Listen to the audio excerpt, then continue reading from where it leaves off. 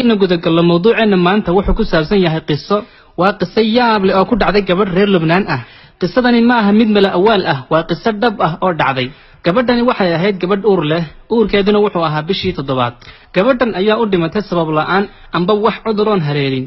waqtiga umil lahaydna waxa uu harsanaa oo kaliya 2 bilood oo waxay ku jirtay bishii 7 laakiin Ilaahay muu qorin inay dhasho iyadoo uur la ay gabadhii ku dhimatay balse dhaqaatiirtii ayaa waxay ogaadeen inuu ilmihii wali ku dhex nool yahay caloosheeda dhaqaatiirtii ayaa zawjkii qabay waxay u sheegeen inuu ilmihii wali nool yahay waxayna u sheegeen in haddii lagu sameeyo qalliin laga soo saari karo ilmaha halkaasina ay taalo fursad aad iyo aad qaali u ah laakiin odaygii qabay arrinkaasi wuu diiday wuxuuna codsaday in la isla aaso iyada iyo ilmahaba isaga oo diidanaa in meedka qalliin lagu sameeyo sidii baana la yeelay oo waa la aasay kadib maxaa dhacay maalin maalmaha ka mid ah ayaa qabriga waxa garab maray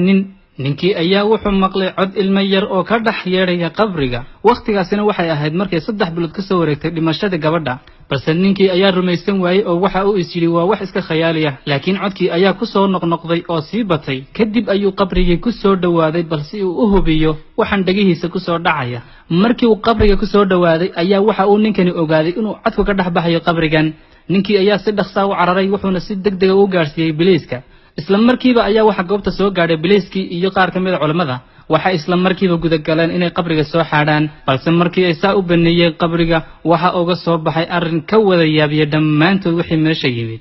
waxay ugu dhex tageen ilmo yar oo bagga hooyadii hoosta kaga jira isla markaana jaqaya naaska hooyadii marmarka qaarna oohinaya subxaana alkhaaliq ilaahaygii qadaray in muddada intaa ilag ilmahaasi noolaado kii ay hooyadii dhimatay ayaa haddana waxa dhinayd ajasha ilmaha yar ilaahay baana qadaray oo saacadiisa dhinayd subxaanallah qisadani ma aha mid malaa'awaal ah amba ay cidi soo aliftay waa qiso dhab ah oo ka dhacday dalka Lubnaan haddii uu muuqaalkan ku qanciyay fadlan sii sheer garay oo asxaabtada la sii wadaag aad baad daawashadii noogu mahadsantihiin assalaamu calaykum waraxmatullaahi wabarakaatuh